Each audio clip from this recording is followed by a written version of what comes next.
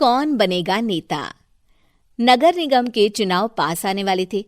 पूरे कानपुर शहर में टिकट को लेकर मारामारी शुरू थी, लेकिन सबसे ज्यादा चर्चा में वार्ड नंबर 40 की सीट थी। वो इसलिए क्योंकि इस बार वहां की सीट महिला के लिए आरक्षित थी।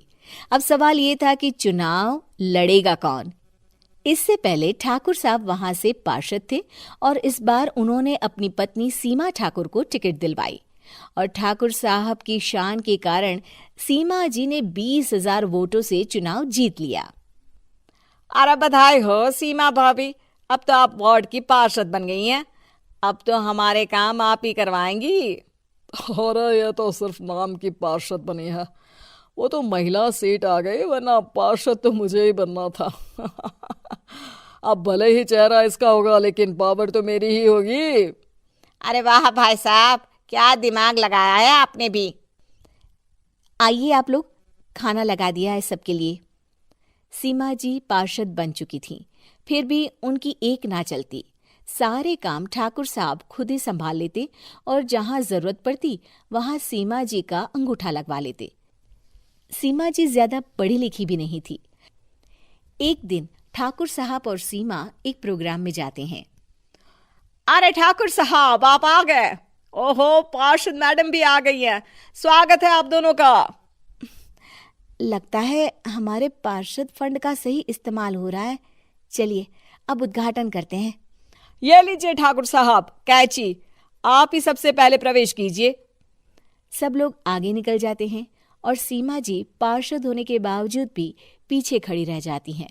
वो देखती हैं कि वेलकम बोर्ड पर उनका नाम है, लेकिन महिला होने के कारण कोई उनका सम्मान नहीं कर रहा। अगले दिन एक आदमी उनके घर आता है। अरे ठाकुर साहब नमस्कार।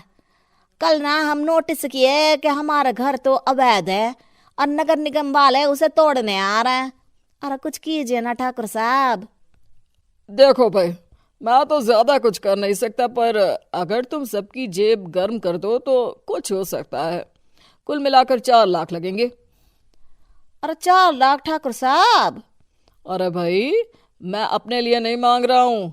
दरोगा है, इंजीनियर बाबू है, बड़े साहब है, सबको देना पड़ता है ना थोड़ा थोड़ा। बोलो है मंजूर? तभी वहां अचानक सीमा जी आ जाती हैं। अरे ये आप क्या कर रहे हैं? पहले इन्हीं लोगों से तो आपने वोट मांगे, अब इनसे ही पैसे ले रहे हो। अरे चुप रहो तुम। तुम्हारा काम है सिर्फ अंगूठा लगाना, तुम वही किया करो। मुझे दूसरे काम तुम मत सिखाओ, समझी? और तुम ना जाओ, अब पैसे लेकर आओ, वरना जेसीबी किसी भी वक्त आती होगी। सब कुछ ऐसे ही चलते रहता है। एक दिन सीमा जी और ठाकुर साहब को एक लोकल मीटिंग में बुलाया जाता है। वहां पर कई और अधिकारी लोग भी मौजूद रहते हैं। अब मैं चाहूंगा कि ठाकुर साहब हमारे बीच 2 शब्द कहें। मेरे प्यारे भाइयों और बहनों, आज मेरा सौभाग्य है कि मैं आप सबकी सेवा दिन रात कर पा रहा हूं। आपने मेरी पत्नी को भारी मतों से जिताया है, इसलिए मैं आप सभी का शुक्रगुजार हूं। मैं आप सबसे वादा करता हूं कि हमेशा की तरह हमारे वार्ड में किसी को कोई तकलीफ नहीं आने दूंगा। सभी लोग तालियां बजाने लगते हैं। अब मैं माननीय पार्षद मैडम को स्टेज पे बुलाना चाहूंगा। अपने नाम को बुलाया सुनकर सीमा जी एकदम चौंक जाती है। उन्हें बिल्कुल उम्मीद नहीं थी कि इतनी बड़ी जगह उन्हें मंच पर बुलाया जाएगा। जैसे तैसे वो मंच पर चढ़ती हैं। ऊपर जाती ही सीमा जी को सारी पुरानी बातें याद आ जाती हैं कि किस तरह उनके पति उन्हें कभी भी आगे बढ़ने नहीं देते और उनके नाम से गलत काम करते हैं। वो बोलने लगती हैं, मैं आपके वार्ड की पार्षद सीमा हूं। आप में से बहुत कम लोग ही मुझे जानते होंगे, क्योंकि इससे पहले मुझे कभी ऐसा मौका ही नहीं मिला। सारे मौके मेरे पार्षद पति यानी आपके ठाकुर साहब ही लेते रहे, लेकिन आज ये मौका मुझे मिला है तो मैं इसे ऐसे ही नहीं जाने दूंगी। मैं आपको ये बताना चाहती हूँ कि आपके ठाकुर साहब मेरे नाम की आड़ में गैर कानूनी काम करते हैं, जिस पर अंगूठों के निशान मेरे होते थे। इसीलिए मैं अपनी गलती मानती हूँ और आज अपने पद से इस्तीफा देती हूँ, ताकि आगे से कोई गलत काम ना हो पाए। अब फैसला आप सबके हाथ में है कि आप हमें क्या सजा देना चाहते हैं।